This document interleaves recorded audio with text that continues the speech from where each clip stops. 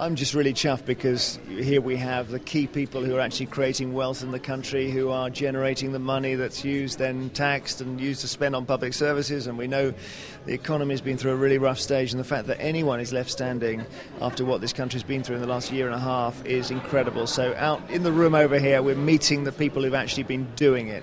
And I'm privileged, actually. More than being left standing, we're hearing real success stories here tonight. The sorts of stories that they're coming out with, how much more surprising and pleasing is it given the backdrop we've got of such a deep recession? It's just brilliant, and I'm just about to do the awards, and I'm thinking I mustn't give away who the winners are, so I've got that kind of don't say any individual names here, so I'll just keep it general, but I just think it is extraordinary to go into a crash market in so many areas and to start, to stay trading apart from anything else, and then, as you say, to be doing more than that, to actually be employing people, making a profit even, borrowing money from banks and extracting a bit of credit from banks is really tough at the moment. But it's all ideas, isn't it? It's people who've actually got an idea and who've been pursuing that idea with some zeal and some sense of commitment and enthusiasm, and they're all there, and it's the best thing. It's the best sight I've seen for a long time, is all the business people in that room, actually.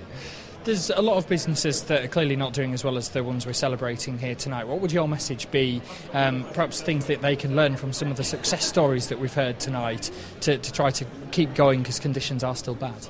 I'm not an economist, which will probably be a relief to you because they got nearly everything wrong. As for those businesses, I think we seem to be through the worst. That's just listening to the stories from my listeners on Radio 2 who are running their own businesses and trying to get by.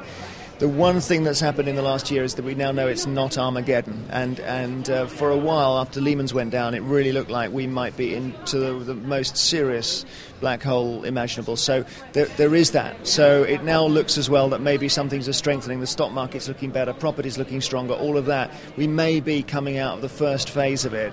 There's an enormous legacy issue. All my friends who are cleverer than me tell me with the amount of tax we're going to have to pay and the amount of public spending that's going to be cut. But leaving that aside, it's not Armageddon. So that's the first thing. So if a business person is watching this and they're not here tonight but they're still in business, they have got through the worst. And now, of course, it's just trying to build confidence and get the banks to lend again and all of that stuff and just rebuild the business bit by bit. I mean, there are certain areas that are really distressed. I know that, property, for example, and commercial property in particular, although the BBC's move to Manchester is a fantastic thing. I don't know. I think you can see the light at the end of the tunnel, but I know it's really, really tough, really tough. And perhaps your final message of congratulations to the sorts of people who have been winning here tonight. Well, I work for the BBC, and we're in the very lucky position of taking licence fee payers' money, and I hope making some good programmes. But essentially, we have food on the table before we've done our day's work, and we must never forget how privileged we are in that position.